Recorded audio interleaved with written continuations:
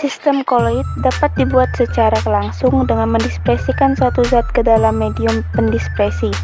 Selain itu, juga dapat dilakukan dengan cara mengubah suspensi menjadi koloid atau dengan mengubah larutan menjadi koloid.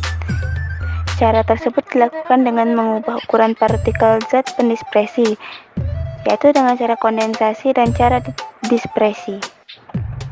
Metode dispresi merupakan metode pembuatan koloid yang dilakukan dengan cara menghaluskan partikel suspensi menjadi partikel koloid. Dengan cara mekanik, koloid dapat dibuat dengan menghaluskan atau melakukan penggerusan partikel kasar atau suspensi menjadi partikel halus atau koloid, kemudian didispresikan ke dalam suatu medium pendispresi. Alat yang digunakan untuk menghaluskan partikel suspensi menjadi partikel koloid disebut penggiling koloid. Ada beberapa industri yang menerapkan pembuatan koloid dengan cara mekanik, yaitu industri bahan kimia pada pembuatan cat, zat pewarna, pasta gigi, dan deterjen. Busa Bredig digunakan untuk membuat sol-sol dari logam, misalnya dalam pembuatan sol emas, perak, platina, dan tembaga. Dalam busur Bredig, logam yang akan diubah menjadi partikel-partikel koloid digunakan sebagai elektrod. Dua elektrod logam dicelupkan ke dalam medium pendispresi dengan kedua ujung saling berdekatan dengan diberi loncatan listrik. Panas yang timbul menyebabkan logam tersebut menguap. Uap yang dihasilkan akan terkondensasi dalam medium pendispresinya dan membentuk partikel-partikel koloid. Baptisasi yang merupakan proses pemecahan partikel suspensi atau endapan. Hasil reaksi kimia menjadi partikel berukuran koloid dengan menambahkan suatu zat kimia tertentu. Zat kimia yang digunakan untuk memecahkan partikel tersebut disebut zat peptisasi. Contoh dari metode peptisasi adalah karet yang dibuat menjadi sistem koloid dengan menambahkan bensin. Homogenisasi merupakan cara yang digunakan untuk membuat suatu zat dari homogen dan berukuran partikel koloid. Misalnya untuk membuat koloid tipe emulasi seperti susu. Pada pembuatan susu, ukuran partikel lemak pada susu diperkecil hingga berukuran partikel koloid. Caranya dengan melewatkan zat tersebut melalui lubang berpori yang mempunyai tekanan tinggi.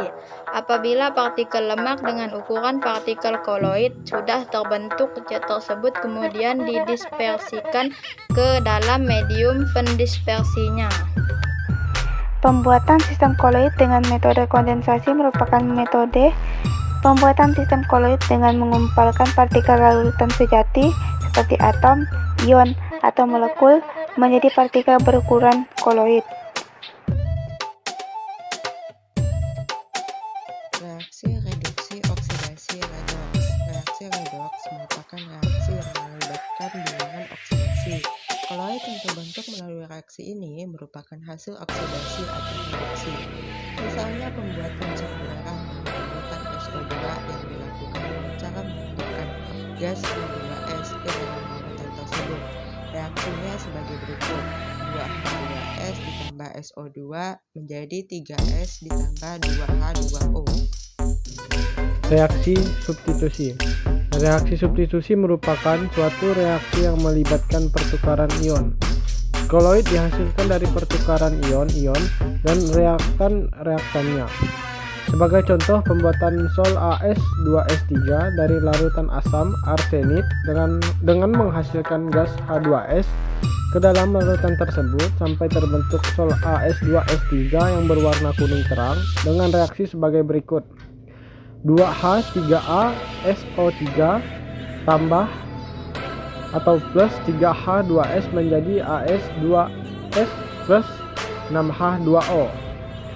Penggantian pelarut. Penggantian pelarut digunakan untuk mempermudah dalam pembuatan koloid yang tidak dapat larut dalam suatu pelarut tertentu dengan cara melarutkan suatu zat dalam pelarut yang sesuai, kemudian didispresikan ke dalam medium pendispresinya untuk membentuk suatu koloid, misalnya pembuatan belerang yang mudah larut dalam alkohol seperti etanol. Reaksi hidrolisis adalah reaksi kimia yang terjadi antara suatu senyawa dengan air pada pembuatan koloid. Melalui reaksi hidrolisis, suatu larutan yang berupa garam dapat direaksikan dengan air sehingga dihasilkan suatu sistem koloid. Misalnya pembuatan sol Fe (OH3) dari larutan FeCl3 dengan mereaksikan larutan tersebut dengan air mendidih. Reaksinya sebagai berikut: FeCl3 (Aq) ditambah 3H2O (L) menjadi Fe (OH3S) ditambah 3HCl (Aq). Reaksi pengendapan. Pembuatan koloid melalui reaksi pengendapan dilakukan dengan cara mencampurkan dua macam larutan elektrolit hingga menghasilkan endapan yang berukuran koloid. Contoh pembuatan sol AgCl. Sol AgCl dibuat dengan cara mencampurkan larutan AgNO3 encer dengan larutan HCl encer atau NaCl encer. Adapun persamaan reaksi yang terjadi sebagai berikut: AgNO3 ditambah HCl menjadi AgCl ditambah HNO3. AgNO3 ditambah NaCl menjadi AgCl ditambah NaNO3.